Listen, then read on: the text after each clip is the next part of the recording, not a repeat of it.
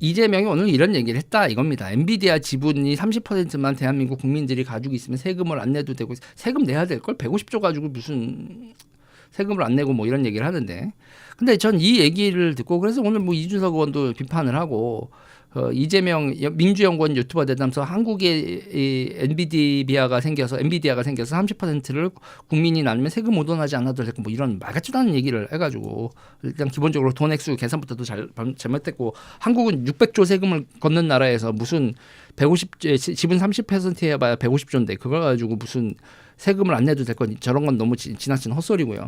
자 그리고 이제 이거와 관련해서 제가 너무 열통이 터져가지고 한마디 하겠습니다. 제가 이재명이 저런 얘기를 했을 때 제가 화가 나는 건 저는 김용을 만난 적이 있습니다.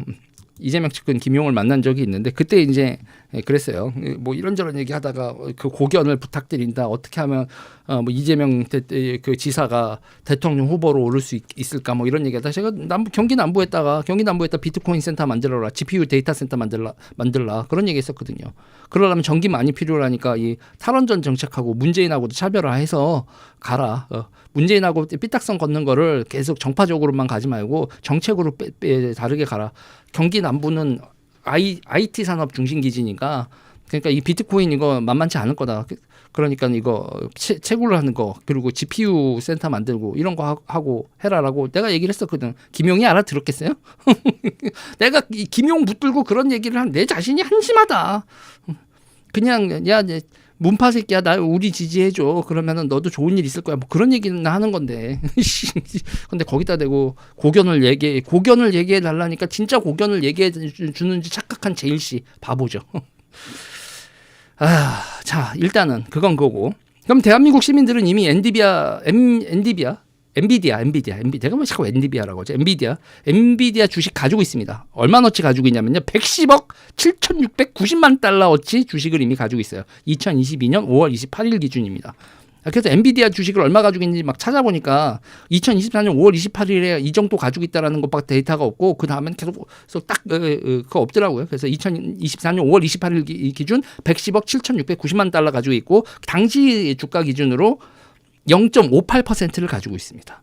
대한민국 국민들은 0.58%의 엔비디아 지분을 가지고 있어요. 자, 이재명 대표한테 제가 이런 얘기를 해드리고 싶어요. 엔비디아 지분 30%를 가지고 싶으면 30%를 투자하면 됩니다. 기본적으로 세상의 이치를요. 자꾸 무슨 뭐 이런 IT 기업이 협동조합으로 클 수 있을 것 같으세요? 뭔 소리라는 거야. 30%를 지분을 가지고 싶으면 30%를 투자하면 되고 엔비디아 같은 그런 기업을 가지고 싶으면 그럼 전략을 짜야 되는 겁니다. 전략. 자, 우리가 엔비디아를 소유할 수 있었어요. 뭔 소리냐? 삼성의 M&A 전략에서 이 엔비디아 인수가 논의된 적이 있습니다. 2010년대 후반에. 2010년대 후반에 삼성이 M&A로 엔비디아를 샀잖아요. 그러면 지금 엔비디아의 주인이 대한민국 국적 회사인 삼성 자회사일 수 있었어요. 자, 제가 얘기하는 거예요. 저는 그래요. 이건희 회장이 살아있었으면 엔비디아 인수했을 수도 있다라고 얘기를 해요. 그렇다고 이재용을 까는 얘기냐? 아니요. 그때 이재용 회장 뭐 하고 있었는데요? 감옥 가 있었어. 감옥에다가 맨날 감옥 불려다니고 있었어. 미국 출장도 못 가고. 사실상의 그 출입국 허가를 받아야 되는 상황으로 기업 총수를 만들어 놨었다고. 그때 만약에 엔비디아를 삼성이 인수했잖아요. 그리고 삼성이 엔비디아를 파운드리를 삼성 파운드리에서 엔비디아 GPU를 찍어냈잖아요. 지금 삼성 어떻게 됐을까요? 삼성 파운드리에서 엔비디아 생산하고 엔비디아가 삼성의 자회사면 지금 삼성은 어떤 위치에 있겠냐고요. 세계 AI 산업의 슈퍼갑이 돼 있을 겁니다. 그리고 삼성전자 주식이요. 지금요.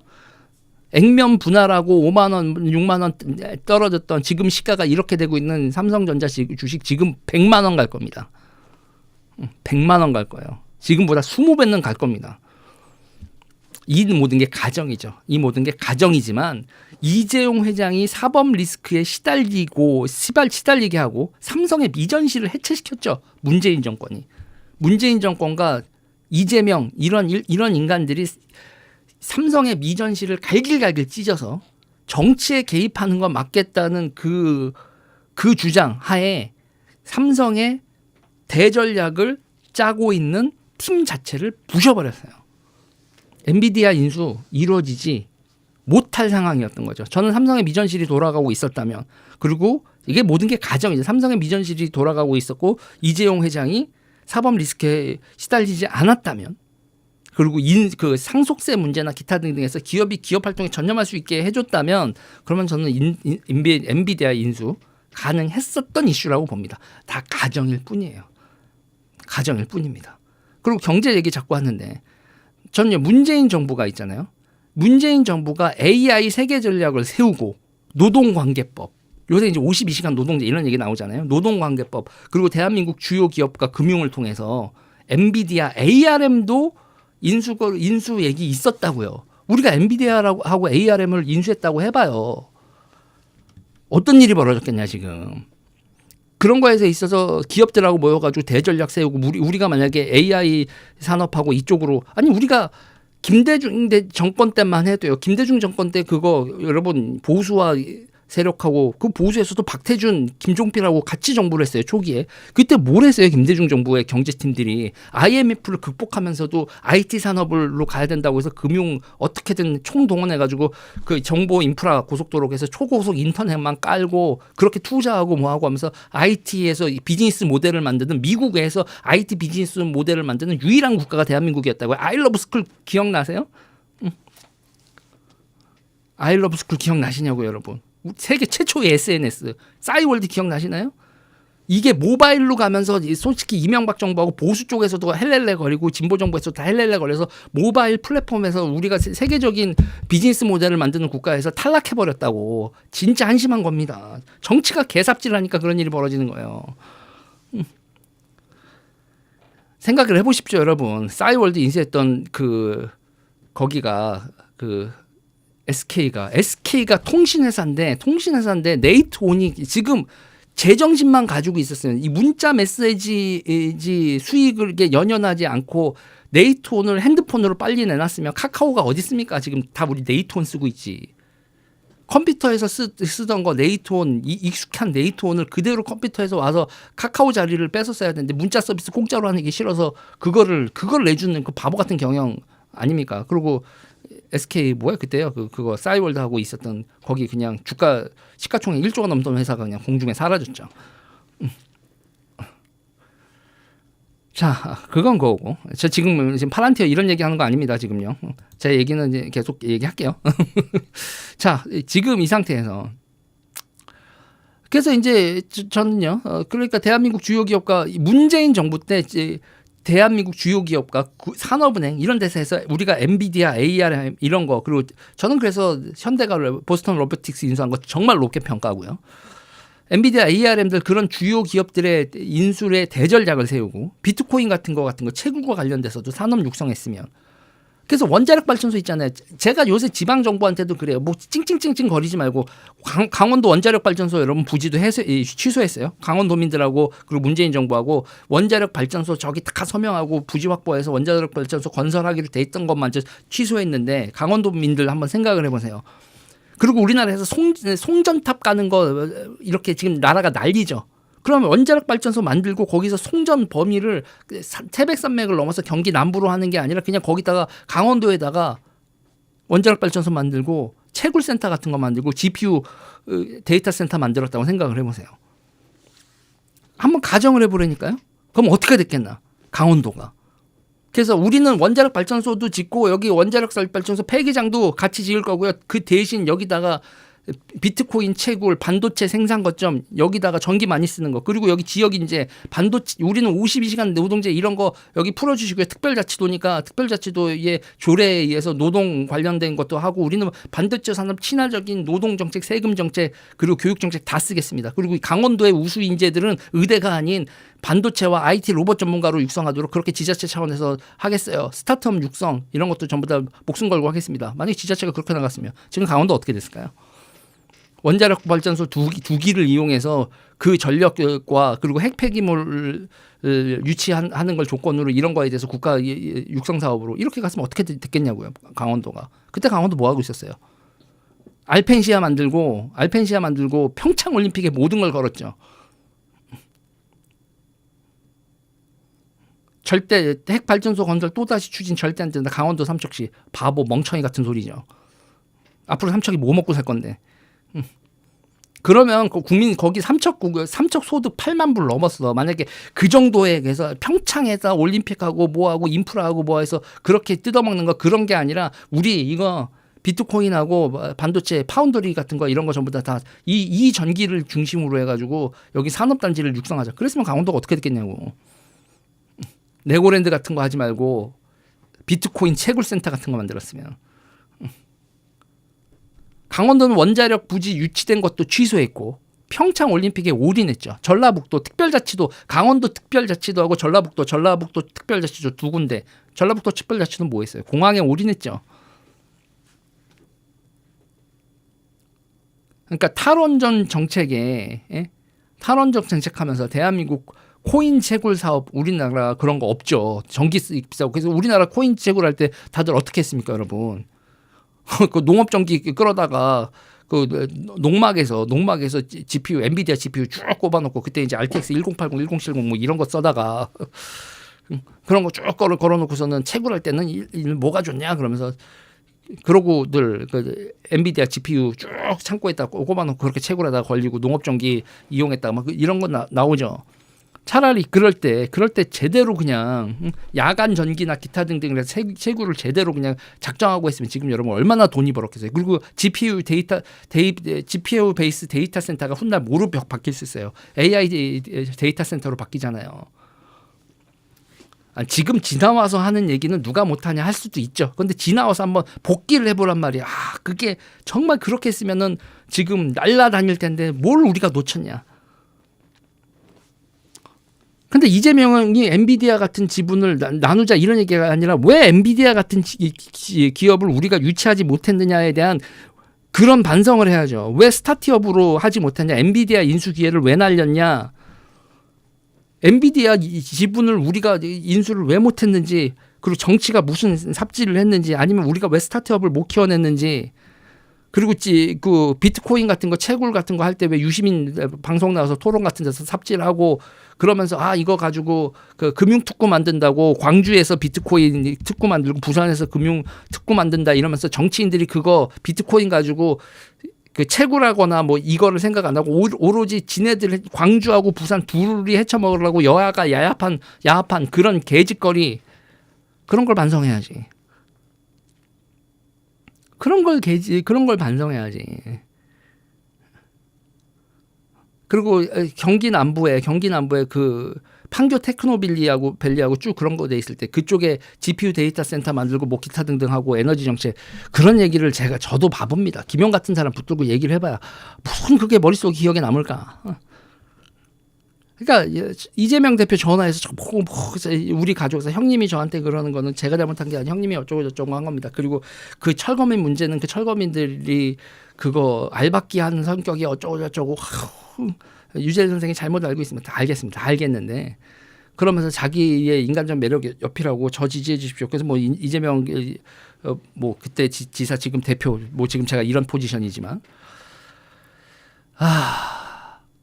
그런 거 얘기도 다 좋은데 그렇습니다. 그러니까 그런 얘기 뭐 GPU 센터를 하느니 뭐니 그런 거는 결국은 경제인들이라고 하고 그런 사람들이랑 하고 얘기해야 되는 것 같이 많은 분들이 생각하잖아요. 저는 아니에요. 기본적으로 있잖아요. 정치인하고 정치인 측근들이 그런 거에 눈을 뜨고 있지 않으면 전문가들이 아무리 난리를 쳐도 그런 정책이 실현되지 않습니다. 저는 그런 거예요. 윤석열, 김건희, 그러니까 저는 이재명하고도 그렇게 그런 적이 있었고, 윤석열, 김건희.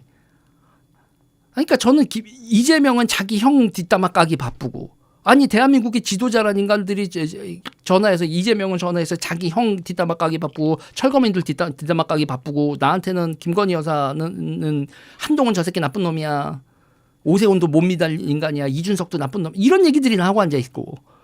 저는 솔직히 그래요. 아니 뭐냐면 정치 지도자들이 너무너무 한신무화지경이야. 너무너무 한신무화지경. 그리고 이런 얘기나 하고 이런 포퓰리즘적인 이런 식으로 접근하라고. 이게 친기업? 말 같지도 않은 얘기하고 앉아있는 거지. 그러니까 기본적으로 생각을 합시다. 정치가요. 투자자와 기업을 서포트할 생각을 좀 해야죠.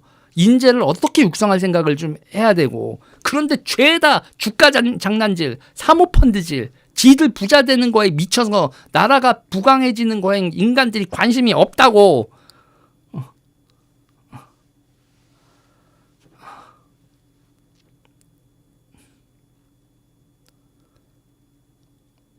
최악은이죠. 가분개 같은 소리 하면서 사모펀드질하는 조국 같은 인간이고요. 그러니까 저는 지금 대한민국 국민들한테 그래요. 당신들이 물고 빨고 하는 정치인들이 얼마나 한심한지 나는 고발하고 있는 거예요. 저는. 그 졸라게 정치인들이 한심하게 구는 거에서 여러분들도 우리도 국민들도 저 같은 스피커들도 진짜 크게 잘못하고 있다. 정치의 본질을 아주 이상한 방향으로 돌리고 있고 우상숭배에 미쳐 있다고.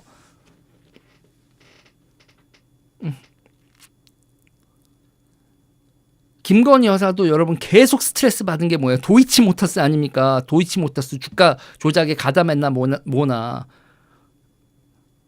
아니 어떻게 다들 자기 돈 되고 부자 되고 뭐 이러는 것 차원을 넘어서서 국가를 어떻게 운영하는지에 대해서 대통령이 됐건 영부인이 됐건 경기도 지사가 됐건 이재명이 됐건 윤석열이 됐건 김건희가 됐건 그런 거는 왜 다들 관심도 없냐고. 그러면 다른 우파 정치인들은 뭐가 좀 있을까?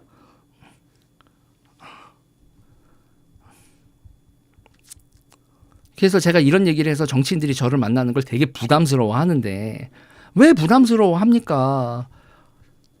뭐 만나서 투자자를 어떻게 투자자 보호를 투자 육성을 어떻게 할까? 기업을 어떻게 서포트할까? 인재를 어떻게 육성할까? 그놈 뭐 포퓰리즘 국민 백성 뭐 이런 얘기들 말고 그렇게 해봐야 우리 먹고 사는 게 나아지는 게 아니라고. 그래놓고서 지들끼리 모여서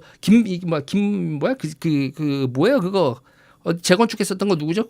그 한겨레 기자하다가 했었던 흑석 선생 뭐야?